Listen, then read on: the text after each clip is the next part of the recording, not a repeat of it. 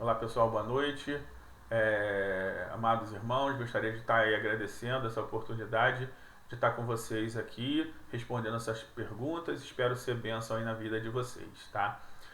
Respondendo essa pergunta número um, eu queria antes passar aí um panorama aí do que aconteceu, né?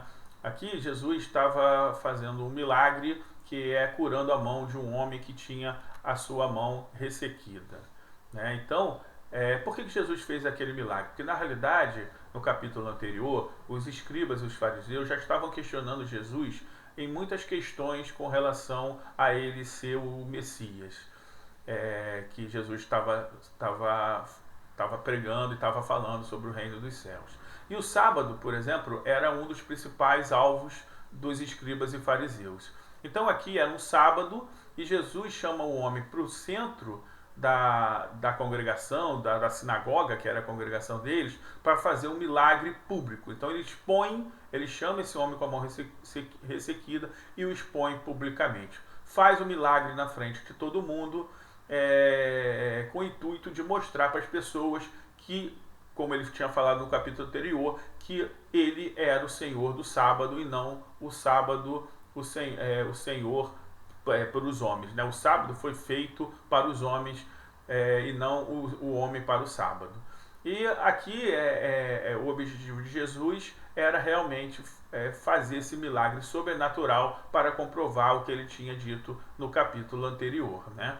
Agora, respondendo, isso também não fez com que os escribas e fariseus reconhecessem ele como Messias. Tanto que no versículo 6 eles planejam matar Jesus. Agora, respondendo à pergunta, né, Jesus chama o homem para o meio da sinagoga e o expõe publicamente. À luz da palavra, há alguma vantagem em permitir uma exposição pública? Depende, né, meus irmãos?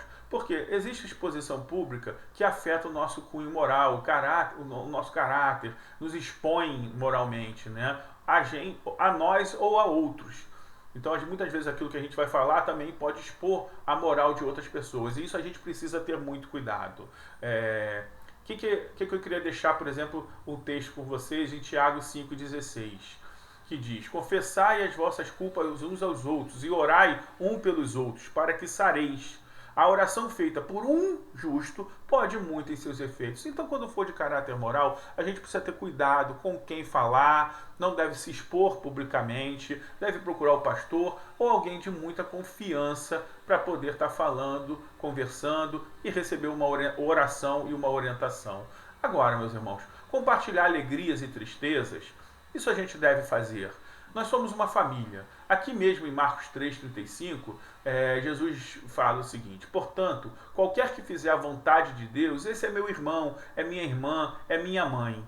Nós somos uma família, nós somos a família de Jesus. Devemos sim compartilhar coisas boas, compartilhar coisas ruins. Viver família é isso, é perdoar uns aos outros, do que falamos às vezes errado, às vezes a gente fala realmente demais, precisa de perdão do outro. Isso faz parte da família e é assim que a gente deve viver, né? Viver em família, viver em comunhão, e isso faz parte de compartilhar as alegrias e tristezas. Devemos compartilhar as bênçãos para estimular a fé das outras pessoas.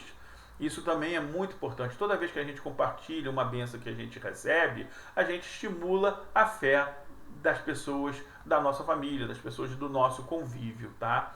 E para terminar, eu queria deixar o versículo de Provérbios 18, número 1, que diz: o solitário busca o seu próprio interesse e insurge-se contra a verdadeira sabedoria, né? Então, o seu próprio interesse é o quê? Egoísmo, né? Aquilo que você só pensa em você, é o seu próprio interesse. Então a gente não deve viver solitário, a gente deve viver em comunhão, deve viver compartilhando, né? E falar de bênçãos, de alegria, de tristeza. Isso faz parte realmente de buscar um interesse, um comum, né? Abençoar outras pessoas e receber a bênção das outras pessoas.